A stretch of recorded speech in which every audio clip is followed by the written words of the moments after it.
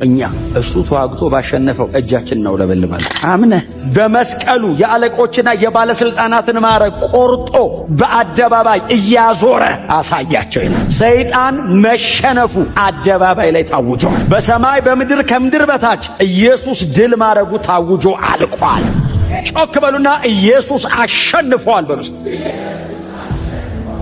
ጳውሎስ እንደዚህ ያለ ጨምሮ በድል አድራጊነቱ ድል ያደረገው እሱ ነው፣ ያሸነፈው እሱ ነው፣ የተዋጋው እሱ ነው፣ መስቀል ላይ ሰርቶ የጨረሰው እሱ ነው፣ ብቻውን ነው፣ የሚያዞረው የሚመራው እኛን ነው። በድል አድራጊነቱ ውስጥ የድሉ ተካፋዮች ሆነን፣ የስልጣኑ ተካፋዮች ሆነን ከእርሱ ስር ሆነን አብረን እንዞራለን።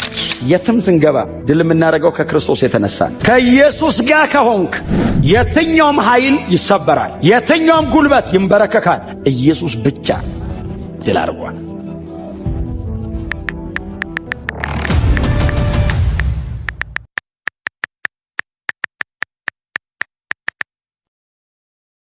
ዕብራውያን ምዕራፍ 9 ከቁጥር 16 እስከ 22 የጌታ ቃል እንደዚህ ይላል። በጌታችን በኢየሱስ ክርስቶስ ስም አነበዋለሁ። ኑዛዜ በሚኖርበት ጊዜ የተናዛዡን ሞት ማረጋገጥ የግድ ነው። ምክንያቱም ኑዛዜው የሚጸናው ሰውየው ሲሞት ብቻ ነው። ነገር ግን ተናዛዡ በሕይወት እስካለ ድረስ ኑዛዜው ዋጋ አይኖረውም። ስለዚህ የመጀመሪያው ኪዳን እንኳ ያለ ደም የጸና አልነበረም። ሙሴ ያንዳንዱን የሕግ ትእዛዝ ለሕዝብ ሁሉ ከተናገረ በኋላ የጥጆችን ደም ከውሃ ከቀይ የበግ ጠጉርና ከሂሶጵ ጋር ወስዶ በመጽሐፉና በሕዝቡ ላይ ረጨው። እንዲህም አለ፣ እንድትጠብቁት እግዚአብሔር ያዘዛችሁ የኪዳኑ ደም ይህ ነው። እንዲሁም ድንኳኒቱንና ማገልገያ ዕቃውን ሁሉ በደም ረጨው። በእርግጥ ከጥቂት ነገሮች በስተቀር ሁሉም ነገር በደም መንጻት እንዳለበት ሕጉ ያዛል፣ ደም ሳይፈስ ስርየት የለምና። ጌታ የተመሰገነ ይሁን። እስከ ባለፈው ሳምንት ድረስ ላለፉት 3 ሳምንታት ይመስለኛል የኢየሱስ ደም ዙሪያ ላይ አብረን ብዙ ስንካፈል ቆይተናል። የኢየሱስ ደም ዙሪያ ላይ ብዙ ወደ ኋላ እየተመለስኩ አልናገርም። ምክንያቱም ክፍሎቹ ራሳቸው በጣም ተመሳሳይ ነገሮችን የዚህ ደብዳቤ ጸሐፊ ደጋግሞ ያነሳል። አንድ ጉዳይ ተደጋግሞ ከተነሳ የዛ ክፍል ዋና ሐሳብ ስለሆነ የዚህ ደሞ ደብዳቤ ጸሐፊ ስፔሻሊ ዕብራውያኑ አይሁዳውያን ስለሆኑ እንዲያውቁለት የሚፈልገው ነገር አለ። የክርስቶስን የመስቀል ሥራ፣ በዚያ ላይ ደግሞ የፈሰሰውን ክቡሩን የክርስቶስ ደም መስዋዕትነቱን፣ ሊቀ ክህነቱን በደንብ አድርጎ እያስረዳ ነው እየመጣ ያለው። እኛም አብረን ከእነሱ ጋር ተከተለናቸው ነው የምንመጣው እና የፈሰሰ ደም አለ ብለን በጣም ረዘም ያለ ጊዜ ተነጋግረናል። ባለፈው ሳምንት በክርስቶስ ደም ምክንያት ድል አለን ብለን እሱን ተናግሬ ነው አይደል የጨረስኩት። በክርስቶስ ደም ምክንያት የተገኘ ድል አለ። ራእይ 12:11 አካባቢ ሄደን እንዳነበብን አስታውሳለሁ። ከበጉ ደምና ከምስክርነታቸው ቃል የተነሳ ድል ነሱት አይደለም የሚለው። ከበጉ ደም እና ከምስክርነታቸው ቃል የተነሳ ድል ነሱት። ስለዚህ የኢየሱስ ደም የድላችን ምክንያት ነው። ባለ ድል የሆነው አሸናፊ የሆነው ከኢየሱስ ደም የተነሳ ነው። ማንም በሌላ መንገድ በምንም አይነት መንገድ ድል ሊያደርግ አይችልም። ጠላታችን ዲያብሎስ ነው። ድል የተደረገው በክርስቶስ ኢየሱስ የመስቀል ሥራ ነው። የኛ ድል የጸናውና የተረጋገጠው ከኢየሱስ ደም የተነሳ ብቻ ነው። ምንም ነገር በእግዚአብሔር ቤት ውስጥ ከተለማመድን ከኢየሱስ ደም የተነሳ እንለማመዳለን። ምንም ነገር የምናደርገው ከሆነ በእግዚአብሔር ቤት ውስጥ ከኢየሱስ ደም የተነሳ እግዚአብሔር ይቀበለናል። ክብር ለእግዚአብሔር። ኢቭን ሴንተር ኦፍ ወርሺፓችን ክርስቶስ ኢየሱስና በመስቀል ላይ የሰራው ሥራ አይደል? እግዚአብሔር ይመስገን። ይህንን ተናግረናል። እንደገና ዮሐንስ ወንጌል ምዕራፍ 6-7 ላይ ሄደን ደግሞ አይተናል አይደል? ሥጋዬን ያልበላ ደሜን ያልጠጣ የአባቴን መንግሥት ሊወርስ አይችልም ያለበት ላይ ሥጋዬን በልታችሁ ደሜንም ጠጥታችሁ የዘላለም ሕይወት። ስለዚህ የኢየሱስ ደም የዘላለም ሕይወት ማግኛ ነው፣ የኃጢአት ስርየት መቀበያ ነው የሚሉት እነሱን ተመልክተናል። ከዛ ቁጥር 15 ደግሞ ስለ ርስት፣ እሱን ምዕራፍ 10 ላይ በደንብ በስፋት ስለሚያነሳው እሱን አብረን ባለፈው እሱንም እንዳነሳው ታስታውሳለሁ። ክብር ለኢየሱስ ይሁን። ከዛ ከቁጥር 16 ጀምረን ደግሞ ዛሬ በጣም ትንሽ ሐሳብ አብረን እንካፈልና እጨርሳለሁ። ይሄ በጣም አስገራሚ ጸሐፊ ነው። በጣም አስገራሚ ጸሐፊ ነው። ሰዎቹን ለማስረዳት የሚሄድበት ርቀት በጣም ያስደንቀኛል። እና ከላይ ቁጥር 15ን ስለ ርስት አወራና ከዛ ርስቱን የምናገኝ ሰዎች እኛ ባለ ተስፋ ሆነን የተቀመጥን በሰማይ የተዘጋጀ ርስት የሚጠብቀንን እኛን ከዚህ ርስት ጋር የምንገናኝበትን መንገድ የዚህ ደብዳቤ ጸሐፊ ደግሞ እንደገና ግልጽ እያደረገ ይናገራል። ቁጥር 16 እና 17 ምንድን ነው የሚለው? ኑዛዜ በሚኖርበት ጊዜ የተናዛዡን ሞት ማረጋገጥ ግድ ነው። እሺ ቁጥር 17 ምክንያቱም ኑዛዜ የሚጸናው ሰውየው ሲሞት ብቻ ነው። ነገር ግን ተናዛዡ በሕይወት እስካለ ድረስ ኑዛዜ ዋጋ። በጣም አስገራሚ ሰው ነው። በጣም ትክክለኛ ሎጂክ ነው አምጥቶ እግዚአብሔር ለኛ የሰጠንን ርስት እንዴት አድርገን እንደምንወርስ እያቀረበ ያለውና አሁን ይሄ ሰውዬ ምንም አሁን ወደ ቴክስቱ ገና አልመጣም አይደል? ወደሚያነሳው ሐሳብ እኮ አልመጣም። አሁን ቁጥር 16 እና 17 እኮ ኑዛዜው እውነት እንዲሆን የተናዛዡን ሞት ማረጋገጥ ግድ ነው። የተናዘዘው አካል እስካልሞተ ድረስ የተናዘዘለት ሰው የተናዛዡን ቃል ተሸክሞ ሄዶ ርስት አለኝ ይገባኛል እወርሳለሁ ማለት አይችልም። ስለዚህ ኑዛዜ የተቀበለ ሰውዬ ቁጭ ብሎ የተናዛዡን ሞት ይጠብቃል። ኑዛዜው እንዲረጋገጥ፣ ኑዛዜው ኮንፈርም እንዲሆን ተናዛዡ መሞቱን ማረጋገጥ ግዴታ ነው። ቃሉን ብቻ መያዝ እንደ ተስፋ ሆኖ እንደ ዋስትና ሊሆነን ይችላል። ነገሩ ግን እውነት ሆኖ የሚጸናው ተናዛዡ ሲሞት ብቻ ነው። ሌጋሊ የሕግ አካል መጥቶ የተነገራችሁን ወይንም የተቀመጠላችሁን ርስት የሚሰጣችሁ ተናዛዡ በሕይወት አለመኖሩን አረጋግጦ ነው። ስለዚህ ራቲፋይ የሚሆነው የሚጸናው የሚረጋገጠው እጃችሁ ላይ የሚገባው የኔ ነው የምትሉት ሕጋዊ የምትሆኑት ተናዛዡ ቃል የገባው ተስፋ የሰጠው ሲሞት ነው። ካልሞተ በቀር ኑዛዜው በቃል ብቻ የተቀመጠ ተስፋ ነው። በእርግጥ የሰውየው ነው። በእርግጥ ተስፋ የተገባለት ወይንም የተነገረው ሰውዬ የሱ ነው የኔ ነው ብሎ ግን በእርግጠኝነት ነገሩን ለመቆጣጠርና ለመውረስ ተናዛዡ መሞት አለበት። ይሄ በጣም ኖርማል ናቹራል፣ ሁሉም ዓለም ላይ የእኛን ሀገር ጨምሮ ሰው ሁሉ የሚተዳደርበት ነው። ቤተሰብ ከኛ ቀድሞ ያለ ሊያወርሰን የሚፈልግ አካል ካለ ሊሞት ሲል የመጨረሻ ቃል ሲባል እንትኑን ለእንትና እንትኑንም ለእንትና መሬቱን ለምወዳት ለትንሿ ተናዛዡ የሚያወጣት ቃል የመጨረሻዋ ቃል አገሪቷ ላይ ባለ የመጨረሻ ስልጣን ተፈጻሚ ናት። የሰውየው ስለሆነ ልክ ሲሞት አሁን የሰለጠነው ዓለም በጣም ብዙ ሰው ለመንግስት ተናዞ ይሞታል። እኔ ስሞት ይልና በጣም ትልልቅ ፕሮፐርቲ ለመንግስት ይሰጣል። አንዳንድ ሰው ደግሞ ለልጁ ይሰጣል፣ ለሌላም ሰው ይሰጣል። ኑዛዜ ግን አሁን ሰውየው እያቀረበ ያለው ኑዛዜ እውነት የሚሆነው ተናዛዡ ሲሞት፣ ከዛ ውጭ ተስፋ ነው። ክብር ለእግዚአብሔር ይሁን። ሰውየው አሁን ቁጥር 17 ላይ እያቀረበ ያለው እሱን ነው። ሰውየው በሕይወት እስካለ ድረስ ብሎ ምንድን ነው የሚለው? ኑዛዜ ዋጋ አይኖረውም። ቃል ብቻ ነው፣ ንግግር ብቻ ነው። ኑዛዜው ዋጋ የለውም። አለኝ ትላለህ፣ ያንተ አይደለም። ሰው መጥቶ አሳየኝ ቢል የለህም። እና ኑዛዜ የሚለው ቃልና ወደ ላይ ደግሞ ቁጥር 15 ላይ ስትሄዱ ኪዳን የሚል ቃል ኪዳን አይደል? አሁን ኪዳን የሚለው ቃልና ኑዛዜ የሚለው ቃል ባይዘው ሁለቱም አሁን ኮቨናንትና ቴስታመንት ብለው የተረጎሙት አንድ የግሪክ ቃል ነው። ዲያቴኬ ኪዳንና ኑዛዜ ማለት ነው። ተመሳሳይ ቃል ነው የሚጠቀመው። እንደው በእውነት ነው የምላችሁ 380 ጊዜ ነው ተጠቅሷል ይሄ ቃል ባይዘው ኪዳን የሚል 380 ጊዜ። ስፔሻሊ ደግሞ ዲያቴክ የሚለው የግሪኩ ቃል ለብቻው ማለት ነው 380 ጊዜ። 5-6 አካባቢ ሊሆን ይችላል ኪዳን ተብሎ የገባው። የተቀረውን በሙሉ የገባው ቴስታመንት፣ እሱም ኪዳን ነው አይደል? በአማርኛ ምንም በለው በሱ ያዙት። ኮቨናንትና ቴስታመንት ብላችሁ ያዙት ኪዳን ብቻ ስለሆነ። እና ኑዛዜንም የሚጠቀመው አንድ ወጥ የግሪክ ቃል ለሚጠቀመው ለኑዛዜ የሚጠቀመው እሱን ነው። እግዚአብሔር በቀደመው ኪዳን በብሉይ ኪዳን አንኮንዲሽናሊ እግዚአብሔር ከሰዎች ጋር እንደነዚህ አይነት ነገሮች አድርጎ ያውቃል። አንኮንዲሽናሊ ለምሳሌ ከኖህ ጋር እግዚአብሔር ኪዳን አድርጓል። የመጀመሪያ ከኖህ ጋር አድርጓል አይደል? እግዚአብሔር በተገለጠ መንገድ ዘፍጥረት ምዕራፍ 8 እና ምዕራፍ 9 ስታነቡ ያለ ሰው ጣልቃ ገብነት ኖህና እግዚአብሔር ሲያደርጉ ኖህ ምንም ያዋጣው ነገር የለም። እግዚአብሔር ኪዳን አረገ።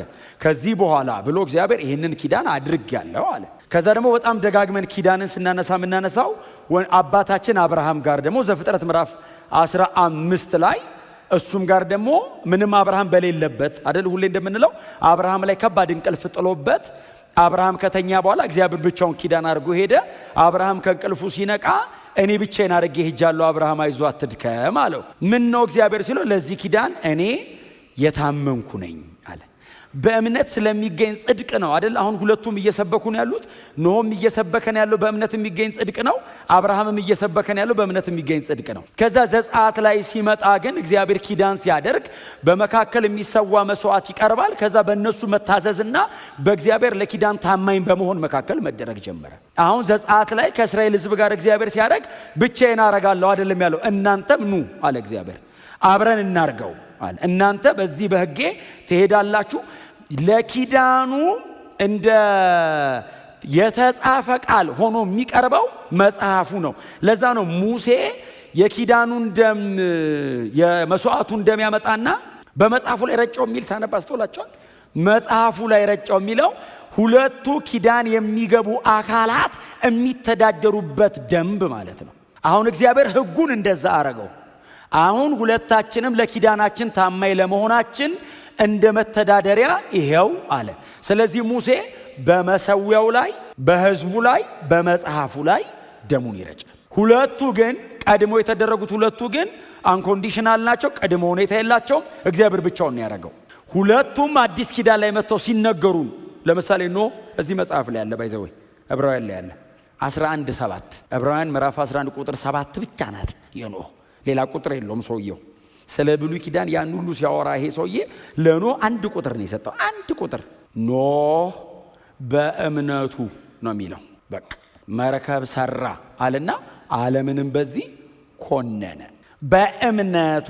አሁን ሰው በእንጨት ነው መርከብ የሚሰራው፣ ኖህ በእምነት ነው የሰራው። አሁን ዘፍጥረት ላይ በእንጨት ሰራ ነው የሚለው፣ ዕብራውያን ላይ ሲመጣ በእምነት ሆነ። ክብር ለኢየሱስ ይሁን። በእንጨት ሰርቶ በእምነት ሆነ። መርከብ መስራት ነው ዘፍጥረት ላይ። አዲስ ኪዳን ላይ ዓለምን መኮነን ሆነ መርከብ መስራት። ስለዚህ እግዚአብሔር ኪዳን አረጋው በእምነት ስለሚገኝ ጽድቅ። ባይዘዌ በእምነት የሚገኘው ጽድቅ ወራሽ ሆነ ይላል ዘፍጥረት እዚህ ዕብራውያን 11:7 ላይ በእምነት የሚገኝ ጽድቅ። አዲስ ኪዳን ያለው ባይዘዌ በእምነት የሚገኝ ጽድቅ በክርስቶስ ኢየሱስ የመስቀል ሥራ ምክንያት የመጣ ነው። ይሄ ሰውዬ የዚህ ጥላ ሆኖ ከሩቅ ተመልክቶ ከሺህ ዓመታት በኋላ የሚሆነውን ቆጠረ። እግዚአብሔር ያንን ኪዳን ቆጥሮለት በክርስቶስ ኢየሱስ የመስቀል ሞት ውስጥ ቀላቅሎ በእምነት የሚገኝ ጽድቅ ወራሽ አለው። አባታችን አብርሃምም ዘፍጥረት 15 ላይ አብርሃምም እግዚአብሔርን አመነ፣ ጽድቅ ሆኖ ተቆጠረለት። ክብር ለእግዚአብሔር ይሁን። ሌላኛው የተገባው ከእስራኤላውያን ጋር ነው። ከእስራኤላውያን ጋር የተገባው በጣም ጠንካራ ነው። እግዚአብሔር አላስተኛቸውም፣ እንደና አብርሃም እንቅልፍ አልጣለባቸው። ቁሙ አላቸው፣ እኔ እመጣለሁ፣ እናንተም ቁሙ፣ ሕጉ መሃል ላይ ይቀመጣል፣ ኪዳን እናርጋል። ይህንን ሕግ ስትጠብቁ ከነዓን ትገባላችሁ አላቸው። ካልሆነ እኔ ለኪዳን ያልጠየቅም አለ እግዚአብሔር። አያሌ ሕዝብ በምድረ በዳ ቀረ የሚል ቃል አንብባችኋል። በሚበዙት ደስ አላለውም እና እዛ ምንድነው 1 ቆሮንቶስ ምዕራፍ 10 ላይ ነው። በሚበዙት ደስ አላለውም፣ በምድረ በዳ ወደቁ። እድሜያቸው ከ19 ዓመት በላይ ከሆኑት መካከል ከነዓን የገቡት ሁለቱ ናቸው አይደል? ኢያሱና ካሌብ ብቻ። ሌላው ከ18 ዓመት በታች ሆነና አዲስ ትውልድ ነው የገባው። ሌሎቹ ለምንድን ነው ምድረ በዳ ላይ የቀሩት?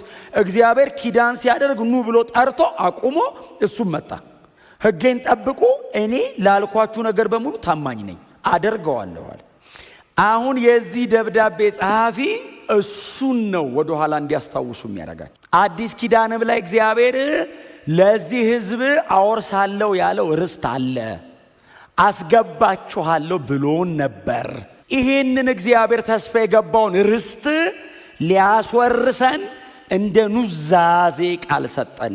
እንደ ኑዛዜ የመጨረሻው የእግዚአብሔር ቃል ተገኝቷል። የመጨረሻው ተገኝቷል። ለዘላለም በሰማይ ከኔ ጋር ትሆናላችሁ አለ። ያ ሰማይ ያለ ከተማ የናንተ ነው። ኑዛዜውን አግኝተነዋል። ይሄ ኑዛዜ ግን ጸንቶ የጠላሁን እንዲሆን ተናዛዡ ወይንም ደግሞ ቃል የገባው አካል መሞት ይጠይቀዋል። የክርስቶስ የመስቀል ሥራ ባይዘው እዚህ ጋር ነው የሚገባው። አዎ። ርስቱን አግኝታችሁታል ወይ? አዎ። የእናንተ ነው ወይ? አዎ። በቃል ደረጃ ነው አይደለም፣ የኔ ነው። በምን እርግጠኛ ነህ? ኢየሱስ ሚዲయేተር ብቻ ሳይሆን ቴስታተር ሆነ። አሁን መሃል ላይ ገብቶ እኔና አብን የሚያማልድ አይነት ብቻ አይደለም። እኔን ወደ አብ የሚያማልድን ብቻ ሳይሆን መስዋዕቱ ሆኖ ሞቶ የተናገረውን ቃል ፈጻሚ ሆነ። ኢየሱስ በመስቀል ላይ ሲሞት የሰማይ ርስት ማረጋገጫ እጄ ላይ ገባ። አልቋል። ባለ ርስት ነን። በስማችን ዞሯል። ጎናቸው አልሶ የሰማዩ ከተማ በስም ዞሯል በሉት። እንደዚህ አይደለም። በደንብ ነቅነቅ አድርጉትና ኮራ ብላችሁ ባለ ርስት በሉት። ባለ ርስት፣ የተረጋገጠ ርስት፣ የጸና ርስት በኢየሱስ ደም ተረጋግጧል። በኢየሱስ የመስቀል ሥራ ተረጋግጧል። ኢየሱስ መስቀል ላይ ሲሞት ርስቱን ተቀበልን።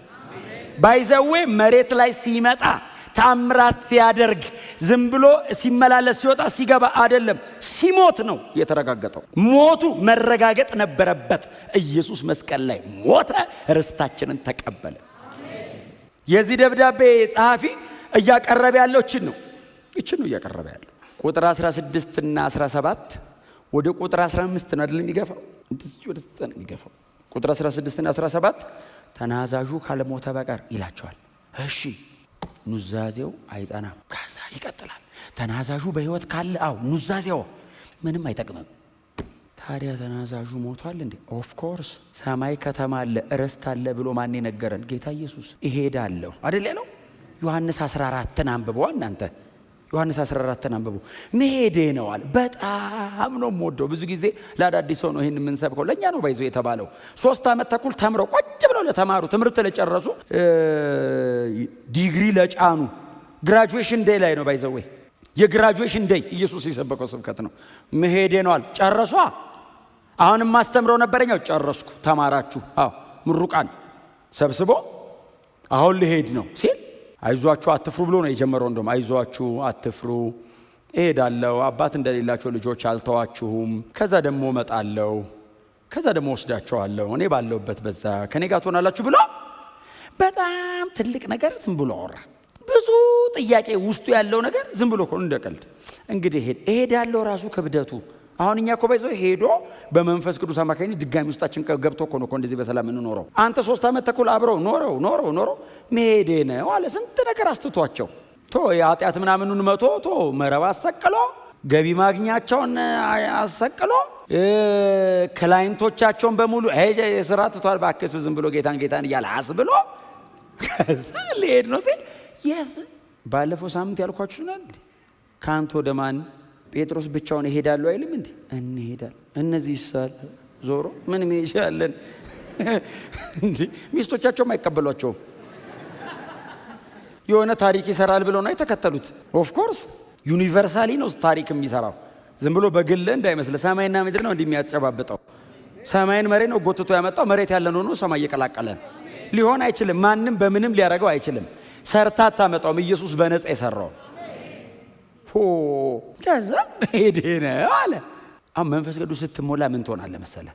እርግት ትላለህ፣ እጸልይበታለሁ ትላለህ። ካልተሞላስ ቶሎ የሚታይ ትርፍና ኪሳራ መሄዴ ነው ሲል ጌታ ሆይ ወዴት ነው የምትሄደው? ከዛ ደግሞ ምን ብሎ ነበር መሰላችሁ?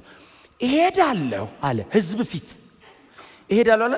ወዴት እንደሚሄድ አታውቁም አለ። አጠቃላይ ነው ያወራው። ሲያወራ ፈሪሳውያን እንደዚህ አሉ፣ ወደ ግሪክ ከተሞች ሊሄድና እዛ ሊኖር ነው እንዴ? እውነታቸው ነው። ፍጥረታዊ ሰው የሚያስበው እሱን ነው። ኢየሱስ መንፈሳዊ ወሬ ነው የሚያወራው። ወደሚሄድበት አታውቁም አለና ከእናንተ ማንም አይከተለኝም አለ። ግሪክ ቢሆን እንዴት አትከተለውም? የትራንስፖርት መክፈል የቻለ በሙሉ ይሄዳል። አትከተለኝም ማለት ወደ ላይ ነው አይደል? ወደ ጎን የትም በረተ ይሄዳል። ወደ ላይ ግን ወሳጅ ያስፈልጋል። አውሮፕላን ራሱ 20 ምናምን ሺህ ጫማ 40 ምናምን ሺህ ጫማ ነው የሚሄደው። ከዛ በላይ አይሄድም። እሱም ባይዘው ግራቪቲ ጎትቶ ማስቀመጥ ብቻ እንዳይመስል። ከግራቪቲ ብትወጣ አትኖርም። አኗሪ ያስፈልጋል ወደ ላይ። ግራቪቲ ባይዘው መኖሪያም ጭምር ነው። ግራቪቲ ባይኖር ኦይ አረ ወደ ጎን ነው የምንሄድ። እንዴት ምን ይሆንክ እንደሆነ ራሱ አጣቀው። እግዚአብሔር ይመስገን ስለ ግራቪቲ። ወደ ላይ ግን አየን ንጥቃት እሄዳለሁ አለና አትከተሉኝ። መንፈሳዊ ነው ወሬው። በትክክለኛ የባለ አእምሮ ወሬ እነ ጴጥሮስ ሰብሰብ አሉትና ጌታ ሆይ ወዴት ነው የምትሄደው? መንገዱንም ደግሞ ንገረን እንጂ። አንደኛ ሄዳለሁ አልካው፣ መዳረሻውንም ቀጥሎ መንገዷንም መከታተላችን አንተም ብለን የመጣ ነው። ተከትለን ሄድ አለብን። አሁን ወዴትም አንመለስማ፣ በቃ ተከትለን ነው ምን ሲሉት፣ መንገድ እውነት ሕይወት እኔ ነኝ። አሁን መዳረሻው ሰማይ ነው፣ መንገዱስ እኔ ነኝ፣ በእኔ ላይ ነው። ወደ ሕይወት የሚያደርሰው እውነተኛው መንገድ እኔ ነኝ ነው አለና አሁን የሚሄደው አባቴ ጋር ነው ሰማይ አላቸው። ዋው! ስፍራ ላዘጋጅላችሁ ነው የሚሄደው። አዘጋጅቼ ስጨርስ እመጣለሁ። እምመጣው ዓለሙን ሁሉ አይደለም፣ እናንተን ያዳንኳችሁን እናንተን ፈልጌ ነው የምመጣው። እኔ በምኖርበት በዚያ ከኔ ጋራ ልትሆኑ ዳግመኛ እመለሳለሁ። እንደዚህ ማለት የቻለ ጌታችን ኢየሱስ ክርስቶስ ብቻ ነው። ተመልሶ የሚመጣ የለም። ኢየሱስ ብቻ ነው ተመልሶ የሚመጣው። የለም ወደ ላይ የሄደው እሱ ነው። ወደ ላይ ሄደ የለም። እሱ እመጣለሁ አለ። ሕያው ስለሆነ ነው የሚመጣው። ከኢየሱስ ውጪ ሞትን ተሻግሮ በሕይወት የሚኖር የለም። በእርሱ ያመኑትን ብቻ እርሱ ያኖራቸዋል። ከዛ ውጪ በሙሉ ከሞት በታች ነው ያለው። ኢየሱስ ብቻ ሕያው ነው። በእርሱ የምናምን እኛ ሕያዋን እንሆናለን። ርስታችሁ ይሄ ነው አለ እና አብ ጋር ነው የሚሄደው ሲል ፊልጶስ ነው አይደል የጠየቀው? ፊልጶስ አይደል? በጣም በእውነት ጎበዝ ተማሪ ነው። ብርሃን ምናምን ነው የሚያጥረው እንጂ ግን እንትን በጥንቅቅ አድርጎ ነው የሚሰማው። አብ ጋር ነው የምትሄደው አለው። አዎ እንደው አንድ ጥያቄ ልጠይቅሃለሁ። ጠይቀኝ። አብን አሳየንና ይበቃናል። እስተደል የምትሄደው አብ ጋር የምትሄደው ሁሌ አባቴ ስትል እንሰማሃለን። አብ ትላለህ። አንድ ሁለቴ ደግሞ አብም ሰማይ ከፍቶ ልጄ ብሏል። አብን አንድ ውስጥ አንድ ያሳየን እና ምንም አንፈልግም። አሁን መሬት እንዲህ በቃ ለመኖር ግጥም አድርገን ነው የምንሰብከው። አንድ ያሳየናል። ፊልጶስ አቤት አለ። እስከ ዛሬ ከእናንተ ጋር ስኖር አታቀኝም እንዴ? እንዴት ጌታ ሆይ አለው። አንተ ግራጁዌሽን እንዴት ኤሌመንተሪ ጥያቄ ትጠይቀኛለህ? እኔን ያየ አብን አይቷል። እኔ በአባቴ አባቴስ በእኔ እንዳለ ይህንን አታምንም እንዴ? አብ ሊገልጥ የወደደውን በሙሉ እኔ እኮ አሳይቻችኋለሁ። አባቴ በእኔ እንዳለ አታምንም እንዴ? እኔስ በአባቴ አምናለሁ ጌታ ሆይ አለው። በቃ ጥያቄው አለቀ። አሁን አብ ወደ ምድር ቢመጣ እኔ ያሳየውክን ለማሳየት ነው የሚፈልገው። አሁን ሰው ማየት አቅቶት ትሞታላችሁ ያለን እኮ አብ ኢየሱስ ያሳየውን ለማሳየት አብ እንዴት ኮሚኒኬት ያርገን? ስለዚህ ኢየሱስ እኔ ወርጄ ያስረዷችሁ የአባቴን ነው። አብ ሊነግርህ የፈለገው እኔ የነገርኩህን ነው። ሊያሳይ ሲታገል የነበረው እኔ ያሳየውክን ነው። ዴስቲኒ አሁን እኔ እምወስድ ጋ ነው አብ የፈለገ። ስለዚህ አብ እርሱ በእኔ በኩል በሙላት በእናንተ መካከል ተገልጧል። ለድነታችን የሚሆነውን በሙሉ ኢየሱስ ነግሮን ሄዷል። አያስፈልገንም ከዚህ በላይ ፎር ዩር ሰርፕራይዝ በእውነት አያስፈልገንም። አሁን አንዳንድ ሰው በጣም እንትን ይፈልጋል፣ ያልተጻፈ ነገር ሂድን ይሄን ከጀርባ ከጥቅሱ ውጪ ከመጽሐፉ በላይ በሰማይ ርስት አለ። ከዚህ በላይ ምን ይበለኝ? አሁን አንዳንድ ሰው ርስቱ እንዲብራራ ይፈልጋል። መጽሐፍ ቅዱሱ የሚፈቅደው ድረስ እንሄዳለን። ከዛ ውጪስ ብዙ አትጨነቁ፣ ስትሄዱ ታገኙታላችሁ። ብዙ አትጨነቅ፣ እንዳለህ ብቻ እርግጠኛ ሁን። በክርስቶስ ደም በኩል በመስቀሉ ሞት በኩል ተረጋግጦ እጃችን ላይ የገባ ርስት አለ። ተቀብለናል። እንዳልተቀበለ ሰው እንዳትኖሩ። የእግዚአብሔር ቃል እውነት ነው። ታውቃላችሁ አይደል? እውነት ነው የእግዚአብሔር ቃል። ኑዛዜው የተነገረው ቃል ጸንቷል። እግዚአብሔር የተናገረውን አድርጓል። እውነተኛ አምላክ ነው እግዚአብሔር። ርስት እሰጣለሁ አለ ጌታ ኢየሱስ ክርስቶስ ቆሞ ርስት አለ ትወርሳላችሁ የእናንተ ነው ሲለን አሜን ብለኑ። ግን እንዴት ኑዛዜ ተናዛዡ ካለሞተ በቀር እንዴት ይሆናል ስንል እሞታለሁ አለ። እኔ ሞቼ የኔ ነው አወርሳለሁ። እኔ ባለሁበት በዚያ ከኔ ጋር ርስታችን በሰማይ ጸንቷል። ቴስታመንት ኦልዌይስ ዲማንድ ዴዝ። ኑዛዜ ዲማንድ የሚያደርገው ዴዝ ነው። ኑዛዜ በጣም ቢሲሪየስ እንደዚህ አይነት ነገር እውነቴን ነው የምነግራችሁ። ኢየሱስን ሕይወት የጠየቀ ጉዳይ ነው። የተናገረው ቃል ዲማንድ ያደረገው ዴዝ ከፈለ። አምጣ ሕይወትን አለው። እከፍላለሁ። አንተ ካልሞትክ የነገርካቸው እነሱ አይሆንም። እሞታለሁ፣ ሞቼ እሰጣቸዋለሁ። ያን ያክል እኔ ርስቴን እንድቀበል ኢየሱስ ሕይወቱን ከፈለ። ሞት ይጠይቃል፣ እሞታለሁ። እወዳችኋለሁ በሚለው ትምህርትህ ብቻ አይድኑ። ለእናንተ ስል ነው መሬት ድረስ መጥቼ እያዩአችሁ ያለሁት። በጣም ሊሆን የማይችል ክፍያን የከፈልከው መሬት ድረስ መምጣት። ካልሞተ ግን አይሆንም። ኢየሱስ ተዋርዶ ዝቅ ብሎ ራሱን ባዶ አድርጎ የባሪያ መልክ ይዞ በሰው ምሳሌ ተገኝቶ ያንን ሁሉ የተጎዳ አይነት ኑሮ መሬት ላይ 33 ዓመት ተኩል ኖረ። ካልሞተ ግን ሕይወቱን ካልከፈለ ግን የኔ አይጸናም። ዲማንድ ያደረገው ኢየሱስን ዴይዝ ነው፣ ኦልዌይስ ማለት ነው። አንዳንዴ እንዳይመስልህ አንተም በሕይወት እያለ ከተናዘዝክ ኑዛዜ ምን እንደሚጠይቅ ታውቃለህ? ሞት ይጠይቃል። ሞት ይጠይቃል። ስለዚህ ነው ሰው ቶሎ ቆሞ አይናዘዝም። ኑዛዜ ሰሞ ሰውዬ እንዳይገለኝ ብሎ መጨረሻ ላይ ነው የሚያወጣት። ክብር ለኢየሱስ ይሁን። ስለዚህ ኢየሱስን ይሄንን ጠየቀው፣ አረጋለሁ አለ። ፎርጊቭነስ ደግሞ ዲማንድ የሚያደርገው ብለድ ነው። ይኸው እዚህ ጋር ደም ካልፈሰሰ ስርየት የለም። ፎርጊቭነስ ኦልዌይስ ዲማንድ የሚያደርግህ ብለድ ነው። በቀደመው ኪዳን ለሕዝቡ ስርየት እንዲደረግ ደም ይፈስ ነበር። ደም ፈሶ ይረጫል፣ ቀጥሎ ይቀባል። ዲማንድ የሚያደርግህ ፎርጊቭነስ ደግሞ እግዚአብሔር እኔን ይቅር ለማለት ምን ጠየቀው? ደም። ለዘላለም ለመማር ደም። ደም የበግ የጠቦት የምናምንማ እልፍ አለው። ንጹህ ደም ተፈለገ። ኃጢአት የማያውቀው ደም ተፈለገ። ፎርጊቭነስ። ይሄንንም እንዳትረሱ። ሁለተኛ ነው እየነገርኳችሁ ያሉት። ዲማንድ የሚያደርገው ብለድ ነው።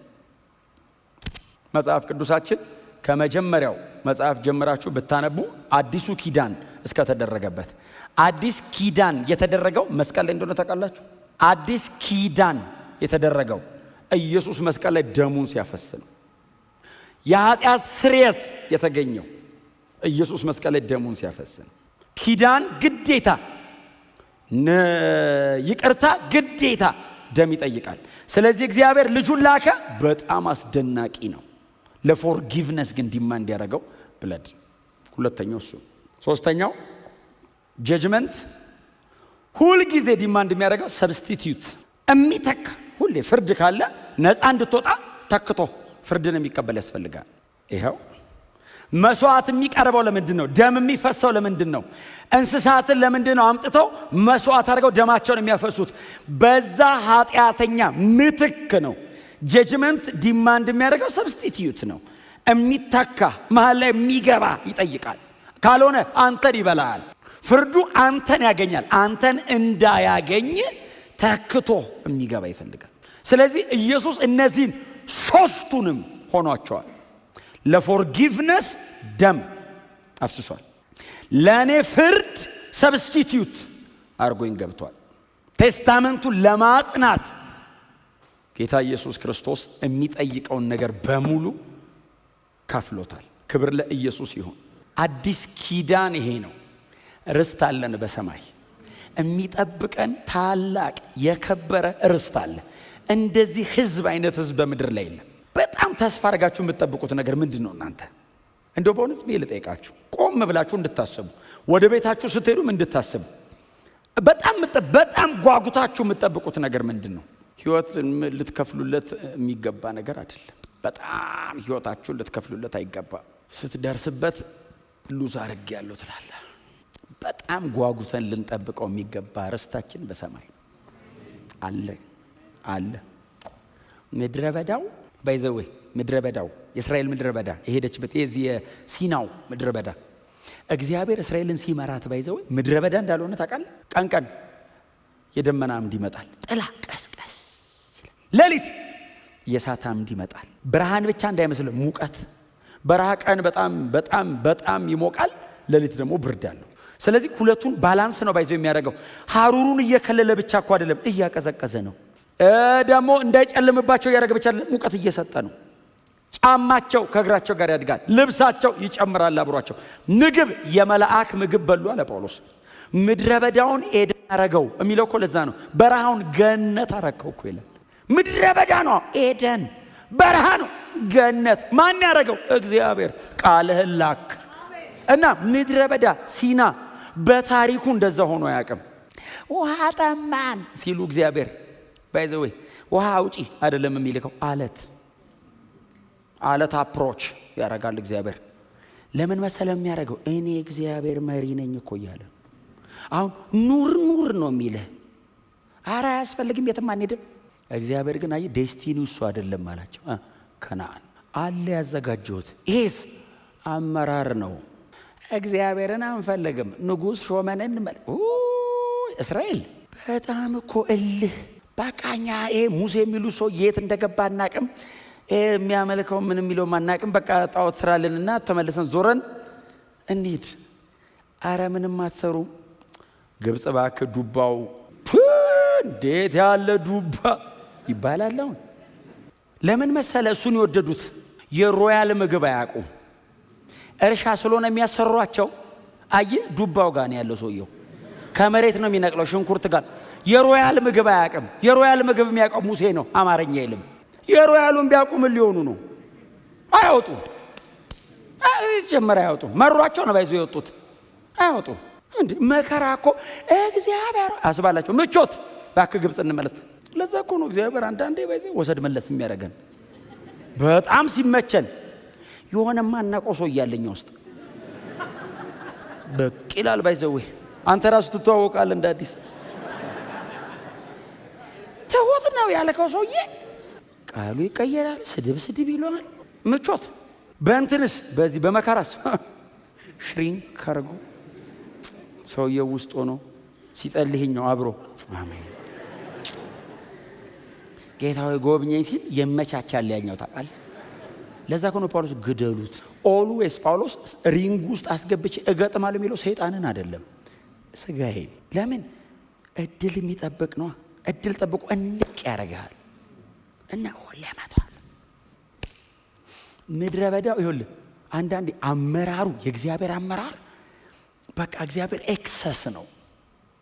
ምግብ አማሪ ስል የመላእክ አይደል? አሁን በልተው አያውቁም እኮ። አሁን ለሽንኩርት ቮካብለሪ አለ። ሽንኩርት የሚል ዱባም ታውቃለህ። መና እኮ ትርጉሙ ምንድን ነው ማለት አይደል? ትርጉሙ ምንድን ነው ግን የድሮ ሰው ነገር ምንድን ነው ብሎ ይበላል። ምንድን ነው እስቲ ቀመሱ ተጎራረሰው ይጣፍጣል። አንተ ቆንጆ ነገር ነው ለነገም ማጠራቀም ሲለው ተልቶ ያድራል። ለምንድን ነው የሚተላው? እግዚአብሔር እኮ እኔ አቅራቢ ነኝ አይጎልብህም። ለምንድን ነው የምታጠራቅመው? ቼክ ማድረግ ያለብህ የኔን አብሮነት ነው አይደል? ጎተራህን ቼክ አታርገ እኔን ቼክ አርገኝ። እኔ ልኑር እንጂ ካንተ ጋር። ይሄ ምንድን ነው? ህይወት ሰጪ ነኝ። ምግብ አይደለም ህይወት እያኖርኩ አይደለም ወይ?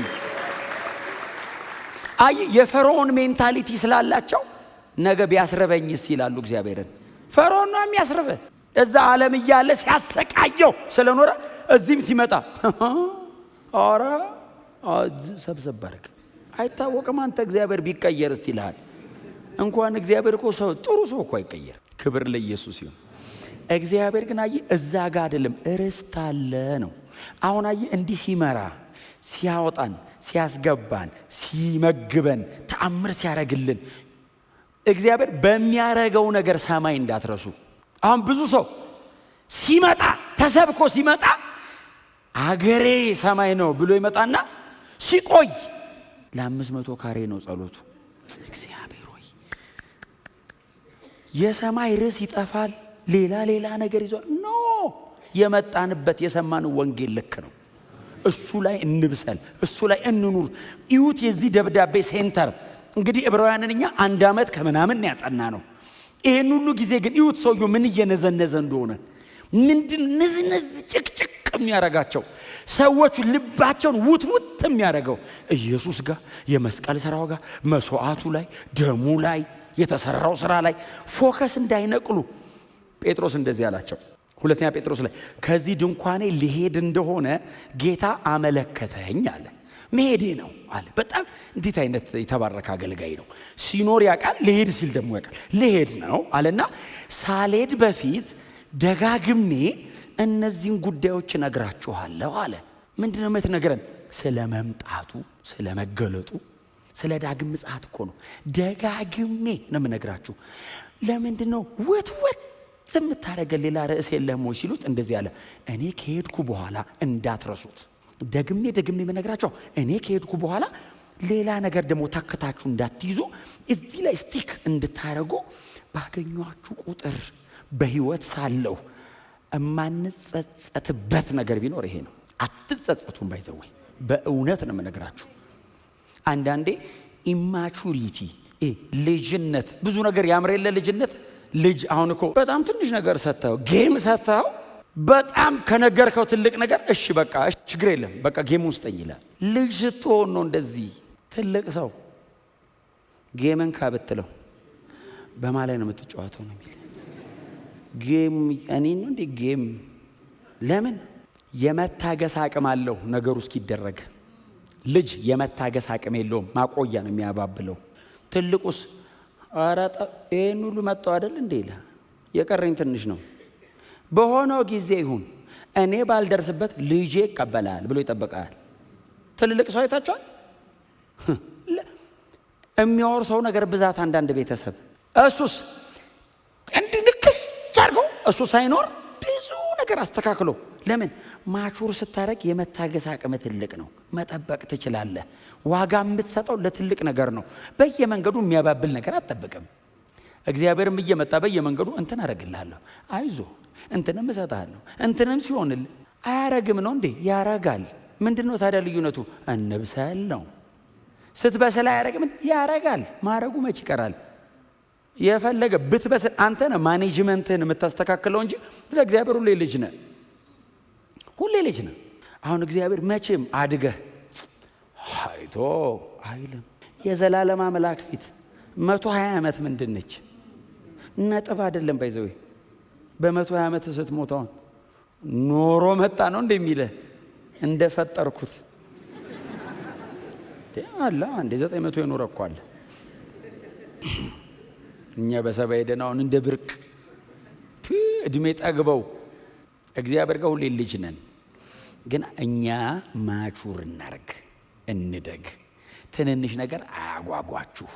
ሰማይ ርስታለ እና በቃ የማይንድ ሴታፕህን እዛ ላይ እስኮፕህን ትልቅ አርገው። ትንንሽ ነገር ይሆናል። ለዚህ አይጠረጠርም እግዚአብሔር። ለዘላለም አምኜው ለመሬት ተጠረጥረዋለሁ እንዴ? ዘላለም ያኖረኛል ያልኩት አምላክ መሬት ላይ ምግብ ያበላኛል ተብሎ አይ በፍጹም እሱም አይሄድም። ከወንጌል ጋር ራሱ ይጋጫል። ግን አይናችን እዛ ላይ ይሁን። የምናገኘውና የምናጣው ነገር ለምስጋናና ለኮምፕሌን አይሆንም ማለት ነው። ኦሬዲ ቋሚ መስጋኛ ያደርገናል ያኛው። ይሄኛው ከመጣው ካስፈለገኝ እጠቀማለሁ፣ ካልሆነስ ቢመጣ ራሱ ባይዘው ተታው ትሄዳለህ። ከሚበልጠው ነገር የሚያዘገይ ከሆነ አያያይ ግዴለም አንተ ከፈለክ ተጠቀመው ብለህ ለሌላ ሰጥተህ ትሄዳለህ። አብርሃም እግዚአብሔር ርስት አድርጎ በሰጠው ምድር እንደ መጻተኛ ኖረ። በገዛ ርስቱ የእሱ እኮ ነው ርስቱ። ለምንድን ነው አንተ በገዛ አገር ላይ መጻተኛ የሆንከው ስትለው፣ እግዚአብሔር የመሰረታትን ከተማ ከሰማይ የምትወርደውን ኢየሩሳሌምን እጠብቃታለሁ። ምን ያክል ቢበስል ነው ይኸውልህ፣ ነጥቆ እንዳይመስል የወሰደው እግዚአብሔር ርስት አድርጎ ሰጠው ነው የሚለው። እግዚአብሔር በሰጠው አገር ላይ እንግዳ ነኝ አለ። እንግዳ ነኝ። እግዚአብሔር እኮ ነው የሰጠ፣ ቢሆንም እንግዳ ነኝ። ለምን? እሱ የሰራት ከተማ ከሰማይ ትወርዳለች። እዛ አገር ነው ቤት እንዲኖረኝ የምፈልገው። ይሄኛውን እናንተ ወሰዱት ብሎ ለሚስቱ ለሳራ የመቃብር ቦታ ከኤሞር ሰዎች ሄዶ ገዛ ይላል። በገዛም እሱም ብለው እኮ ነው መጥቶ የሰፈሩት። እነሱ ነበሩ መግዛት የነበረባቸው ከሱ። ምን አይነት አቲቲዩድ ነው! እግዚአብሔር ወንጌልን እላያችን ላይ ይድፋው፣ ግልብጥ ያርግብን። አኗኗር አካሄድ የሚያጓጓ የሚያምርህና የማያምርህ ነገር ሁሉ ቶታሊ ዲፍረንት። ክብር ለኢየሱስ ይሁን። አብርሃም አልደከመም ወይ? ደክሟል። ምንድነው ለመነሳት ኢነርጂው? እግዚአብሔር የመሰረተው ከተማ ከፊት አለ። ጳውሎስ አልደከመም ወይ? ደክሟል። ጴጥሮስ በጣም መሲ እስከ መካድ ደርሰዋል። ኢነርጂያቸው ምንድነው? ድጋሚ ብድግ ብለው ወንጌል አገልግለው የሞቱት በምን ምክንያት ነው? ሩቅ ነው የሚያዩት። እግዚአብሔር ጠላኝ እንዴ እሚል እግዚአብሔር ጠላኝ ብለህ ውስጥ ካሰብክ ጭንቅላት ላይ ጭና የተቃውሞ ጸሎት ነው መጸለይ ያለብህ። ባይዘው ልቀቅ ሂድ። ኮርነር አግኝቷል ማለት እኮ ነው። አይ ግራውንድ ሊያረግ ነው። ጠላኝ ስትል ይገጣጥምልሃል። ባይዘው እንትን ተበላሽቶብህ የለ እንትንም እንትና ሳይጸልይ ተሳክቶለት የለ እንደው እንትና በጌታ ራሱ አይደለም ዝም ብሎ ነው የሚሰምረለት። አንተ አሁን ምን የቱ ጋር ነው የወደደ ይላል። ፋይል አደራጅቶ ዶሴ እንደዚህ ሰይጣን ፍራክሽን ኦፍ ሰከንድ ታውቃለህ አይደል? የድሮን ሁሉ ነው የሚያመጣው። ኧረ በታይ እንትኑ በጣም ሲስተሙ ከባድ ነው። ሰይጣን ብቻውን አይደለም የወደቀ ስንት አለ የማይቆጠር። ሲሶኮ ነው ይዞ የወረደው እንዳለ ፋይል ይዞ ነው ባይዘው የቆሙት። አንድ ከተገኘ አደራጅተው ከመወለድ ጀምሮ የዘር ማንዘር ሁሉ አሁን ቤተሰብ መች ተሳካለት ይላል። ካንተ አልፎ የአባትህ ትዝ ይላል። አያት ራሱ እኮ ይገርማል። ከድሮ ከገጠር ሲወጡ ይላል ይላል። ከዛ ሰውየው ከዛ ይኸውልህ መንፈስ ቅዱስ ስለማይተህ ጠጋይልና ባይዘው መንፈስ ቅዱስ አይጨቃጨቅም። እኔን እንዴት ታማኛለህ አይልም። መንፈስ ቅዱስ እንደዚህ አይነት አምላክ አይደለም። ቀስ ብሎ ኢየሱስ ሞቶልህ የለ እንዴ ሲልህ ያ ሁሉ ፋይል እሳት እልም